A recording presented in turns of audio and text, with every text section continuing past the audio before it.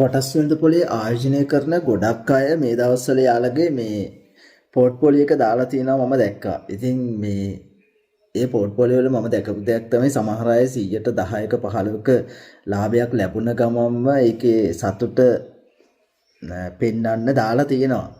ඉතින් ඇත්තටම කොටස් වෙළඳ පොලේ ආයෝජනය කරනවා කියන්නේ මේ 100ට 10ක් 15ක් බලාගෙන ආයෝජනය කරන එක නෙවෙයි. එයාට රිටර්න් එක හම්බෙලා තියෙන්නේ පොඩි කාලෙකදී වෙන්න පුළුවන්.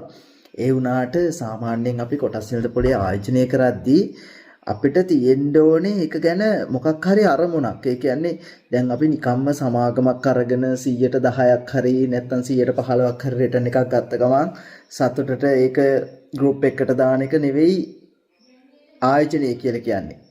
දැන් සාමාන්‍යයෙන් අපි ආයෝජනය කරනවා කියන්නේ අපි සමාගමක් තෝරගත්තම ඒක අපි ගොඩක් සාධාරණ මිලකට මිලදී ගන්නවා. එතකොට මේ සමාගමේ ගොඩක් වෙලාවට අපි වටිනාකමක් හිතලා ඒ වටිනාකමට වඩා ගොඩක් අඩු මිලකට තමයි අපි ඒක මිලදී ගන්න ඕනේ. සාමාන්‍ය උදාහරණයකට ඔයගොල්ලෝ ගත්තොත් ලංකාවේ බැංකු මතක ඇති ගොඩක් අඩු වෙලා තිබ්බ කාලයක් තිබ්බා. NDB බැංකුව එහෙම මට මතක විදිහට රුපියල් 40ට 30ට වගේ ගනුදෙනු වන අවස්ථා තිබ්බා. ඒ වගේම සම්පත් බැංකුව රුපියල් 50ට විතර ගනුදෙනු වන අවස්ථා තිබ්බා. එතකොට ඒ වගේ කාලෙකදී ඕගොල්ලෝ සමාගම් මිලදී ගත්තා නම් අද වෙද්දී ඔයාලට ඒ ප්‍රතිලාභය ලැබිලා තියෙන්නේ ගුණාකාර වලින්. ඒ කියන්නේ 3 ගුණයක් 4 ගුණයක වගේ රිටර්න් එකක් ඔයගොල්ලන්ට හම්බෙලා තියෙනවා. ඔයගොල්ලෝ ආයෝජනය කරන රුපියල් ලක්ෂයක් ඒ සමාගමක අද වෙද්දීක ලක්ෂ 3ක්. එහෙම නැත්නම් ලක්ෂ 4ක් වෙලා තියෙනවා. රුපියල් 10000ක් ආයෝජනය කරන රුපියල් 40000ක් වෙලා තියෙනවා. ඒ වගේම මට මතකයි හේලිස් සමාගමේ කොටසක් 10කට බෙදුවා. එතකොට ඒ 10කට බෙදලා නැවත ඒ සමාගමේ කොටස් මිල ඒ තිබ්බ මිලටත් වඩා වැඩි මිලකට ගිහිල්ලා තියෙනවා. එතකොට 16 ගුණයක් විතර මම හිතන්නේ ඒ කොටසක් ගිහිල්ලා තියෙනවා මීට අවුරුදු 6-7කට කලින් තිබ්බ ගානට වඩා. එතකොට රුපියල් අපි ලක්ෂයක් වගේ සමාගමක ආයෝජනය කරලා තිබ්බනම් අද වෙද්දී ඒක රුපියල් ලක්ෂ 16ක් වගේ වෙනවා වටිනාකම ඒ කොටස් වල. අන්න ඒ වගේ අපි මේ සමාගම් වල ආයෝජනය කරද්දී ගොඩක්ම සාධාරණ මිලකට මේවා මිලදී ගන්න ඕනේ. ඉතින් අපි එහෙම ගත්තොත් අපිට ඒකේ ප්‍රතිලාභ ගුණාකාර වලින් ගන්න පුළුවන්. ඉතින් මම මගේ SLBC YouTube channel එකේ වීඩියෝ වල ඔයාලට පෙන්නලා තියෙනවා සමහර තැන්වල එහෙම ගුණාකාර වලින් මේ සමාගම් වල ප්‍රතිලාභ ලැබෙන අවස්ථා. දැන් ඕගොල්ලෝ බැලුවොත් වර්තමානයේ තියෙන කොටස් සමාගම් වල කොටස් මිල මීට අවුරුදු 4කට 5කට කලින් තිබ්බ අගයට වඩා 3-4 ගුණයක්ම ඉහළ ගිහින් තියෙනවා. සමහර ඒවා ඊටත් වැඩි ප්‍රමාණයකින් ඉහළ ගිහින් තියෙනවා.